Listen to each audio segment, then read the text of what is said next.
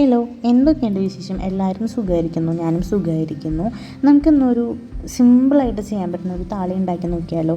അതിനായിട്ട് ആദ്യം തന്നെ ഞാൻ മുടിയിലെ കെട്ടൊക്കെ കളഞ്ഞ് അത്യാവശ്യം നല്ല രീതിയിൽ തന്നെ വെളിച്ചെണ്ണ തേച്ച് കൊടുക്കുന്നുണ്ട്. എന്നിട്ട് ഞാൻ നേരെ മുടി കെട്ടി വെച്ച് ഒന്ന് മസാജ് ചെയ്ത് കെട്ടി വയ്ക്കുക. എന്നിട്ട് നിങ്ങൾക്ക് ആവശ്യം ഉള്ള അത്ര ചെമ്പരത്തി എടുക്കുക. ഞാൻ ഇത്ര അളവ് ചെമ്പരത്തി എന്നൊന്നും പറയുന്നില്ല. നിങ്ങൾക്ക് ആവശ്യമുള്ളത്ര ചെമ്പരത്തിയുടെ ഇലയും എടുക്കാം, പൂവെടുക്കാം.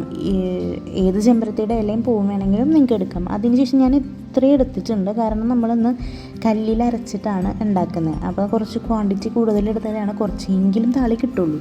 അങ്ങനെ ഞാൻ നന്നായിട്ട് വാഷ് ചെയ്യണം. മഴ പെയ്യുന്നുണ്ട്, പക്ഷേ എന്നാലും ഇലയും പൂവൊക്കെ നന്നായിട്ട് വാഷ് ചെയ്തതിന് ശേഷം ഞാൻ കല്ലിൽ നന്നായിട്ട് അരച്ചെടുക്കുന്നുണ്ട്.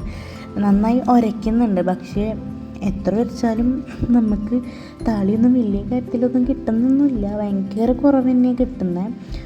പിന്നെ വെള്ളം കുറച്ചും കൂടെ കൂടുതലായിട്ട് ചേർത്തിട്ട് അരച്ച് കഴിഞ്ഞാൽ പിന്നെയും കുറച്ചും കൂടെ കൂടുതൽ കിട്ടും എന്ന് എനിക്ക് തോന്നുന്നുണ്ട് കേട്ടോ.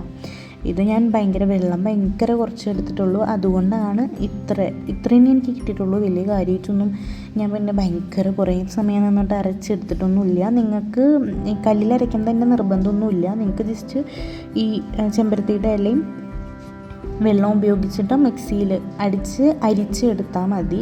ഞാനിപ്പോൾ ഇത് അരിച്ചിട്ടൊന്നുമില്ല, പക്ഷേ നിങ്ങൾ യൂസ് ചെയ്യുന്ന സമയത്ത് നന്നായിട്ട് അരിച്ചിട്ട് വേണം എടുക്കാൻ കേട്ടോ. ഞാനിപ്പോൾ മടി കാരണം അരിക്കാഞ്ഞതാണ്, പക്ഷേ നിങ്ങൾ അരിച്ച് യൂസ് ചെയ്യണം. അതിനുശേഷം ഞാൻ ആ സ്കാൽപ്പിലോട്ട് അപ്ലൈ ചെയ്ത് കൊടുക്കുന്നുണ്ട്. സ്കാൽപ്പിലോട്ട് മാത്രമേ ഞാൻ അപ്ലൈ ചെയ്യുന്നുള്ളൂ, കാരണം അതിന് മാത്രമുള്ള താളി തന്നെയുള്ളൂ. എന്നിട്ട് അതിനുശേഷം ഒരു 50 മിനിറ്റ്സ് കെട്ടി വെച്ച് നോർമൽ വെള്ളത്തിൽ വാഷ് ഓഫ് ചെയ്ത്